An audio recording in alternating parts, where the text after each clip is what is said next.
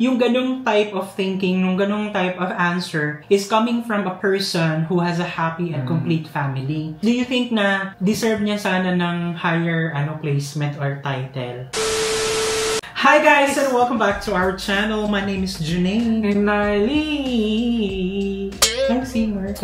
For today's vlog ay papanoorin natin ulit yung full performance ng isa sa mga winners ng Miss World Philippines 2024 Coronation Night. This time is the Face of Beauty Philippines 2024. That's Jean Isabel Belasano from Bicol Region. At bago tayo tumuha sa ating reaction, ay magkakaroon muna tayo ng shoutout!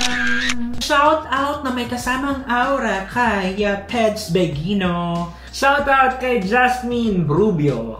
At shoutout na may kasamang aura kay Jo Marie Cardano Red. At babasahin natin ang kanyang comment as a comment of the day from the past video natin about kay Jean Belasano. Sabi niya, "Hello me, original material of the costume ay fresh gabi leaves. Logistics concern nasira yung details and decided to remove the original ones sa bottom portion."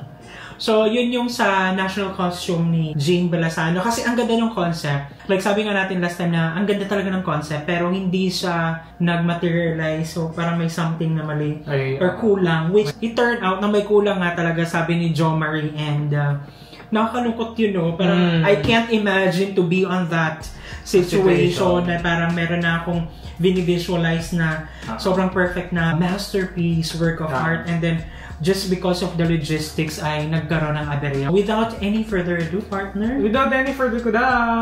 let's watch this.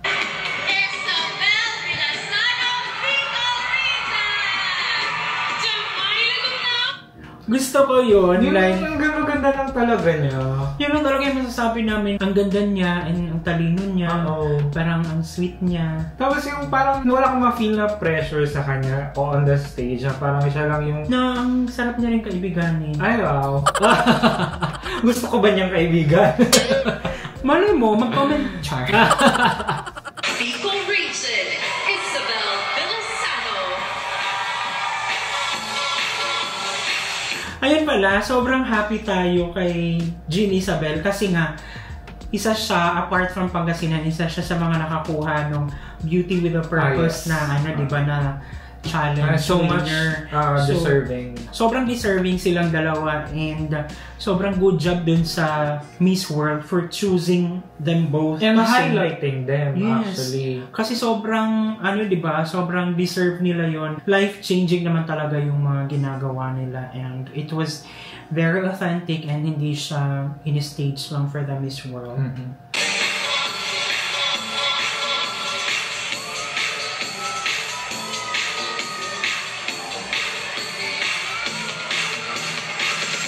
Ang ganda din ang figure niya.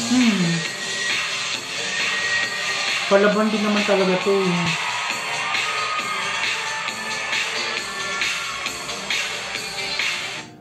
Siguro ang payat nila sa in-person. Payat na siya sa screen eh. Siguro sobrang payat niya kasi yung mga ladies kasi diba parang nadadagdagan yung size nila kapag ka sa screen. Ang payat talaga nila in person, like nung nanood tayo ng MUPH na parang humilera talaga yung mga Diyosa sa Pilipinas, ganyan. Beauty queen din naman. At saka maganda yung styling niya that night. Oo. Kasi yung mga past competitions, merong time na simple lang siya. Yung past challenges. Oo, mga past challenges, I mean, na simple lang siya, ganyan, pero maganda pa rin, ganyan. Lalo sa Beauty with a Purpose, hindi siya nagpaglama siya. This night, sobrang pinalabas niya yung beauty queen aura niya, ganyan.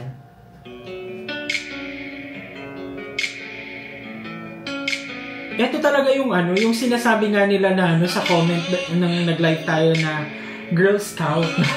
Pero ang ganda. Mahirap talagang i-aura ang green. Pero siya, kayang-kaya niya. Diba? Sobrang ganda niya doon. Sa green gown na yun. Kasi bagay sa kanya yung parang mga hindi nakakaalis ng attention sa mukha niya or sa figure niya. Yung mga detail. Kumbaga, naka-highlight lang talaga sa kanya. Kasi ang ganda niya eh. So, natutomboy ka na. Jean Isabel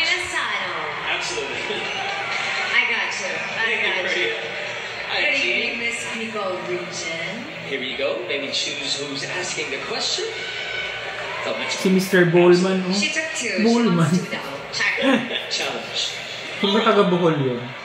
Charing. Your judge is Miss Daisy Reyes Tobias. Binibining Pilipinas World 1996.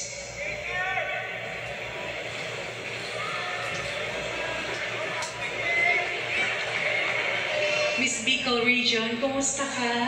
Good evening po. I'm feeling really nice today. Thank you. Smile. Ang ganda ng response na yun. Very My sweet. question to you is, what is more important to you? A successful career or a happy family? Thank you for the question. I would like to believe that charity and love is fostered in the family. And I believe no one will be successful in their careers without a good family. So I'd always choose a happy and loving family. Because when I have my family, I know I will go places. Ayun, ang ganda kasi nung pagka-construct nung sagot niya na first time hearing it, parang mapapawaw ka talaga. Tsaka hindi mo alam kung saan niya iikot yung... Tsaka saan nanggagaling yung ganong, ganong wordings niya, di ba? Everywhere, the speech pathologies, Uh-huh. di ba? So, it comes with the lang din, profession siguro. Medyo risky actually yung question, kaya maraming nagre-react na audience kasi it questions yung ugali ng Pilipinos na strong family ties against all odds. May it be your success as a career or your freedom or whatsoever. So, isa sa hot topic yun. Anong masasabi mo tungkol doon?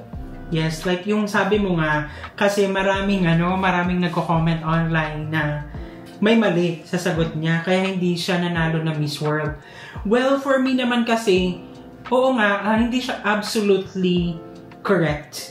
Na sabihin na no one is successful without a complete or parang happy family.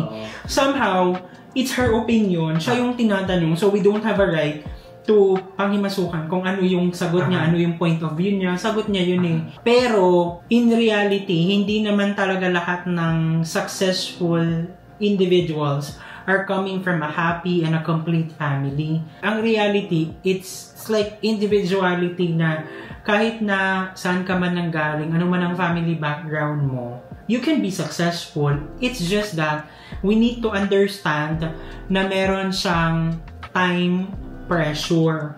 Di ba? Like, hindi natin alam kung gaano kahirap yung nandun ka sa sitwasyon yun, sa stage na yun na pinapanood ka ng thousands, hundreds of thousands of people around the Philippines or baka million pa nga. So, yeah. Sa akin naman, I felt like, I believe na hindi niya naman minimin na lahat. Kumbaga, it should be part of yun yung parang ideal or yung ideal na dapat meron kang family support kasi mas magiging successful ka, mas maging masaya o masarap yung success mo if meron kang parang family na pinabuhugutan, or kung wala naman, hindi yun yung parang motivation mo para maging successful kumbaga. So na-feel ko siya na parang yun yung masasagot niya at that moment kasi syempre time pressure, ganyan. Yung ganung type of thinking, yung ganung type of answer is coming from a person who has a happy and complete family. So, most of the people who would react or parang merong negative reaction or opposing party regarding that would be yung people na coming from a broken family.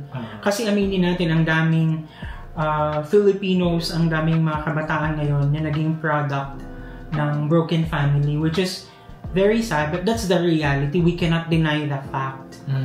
And kumbaga, ang na-feel nila siguro is, or you cannot conclude, you cannot, di ba, hindi mo pwedeng sabihin na dahil galing ako sa ganitong background ay hindi na ako magiging successful. Kumbaga, naiintindihan natin na meron silang ganong opposing reaction kasi it felt like na-judge sila na hindi sila magiging successful dahil doon sa sagot niya.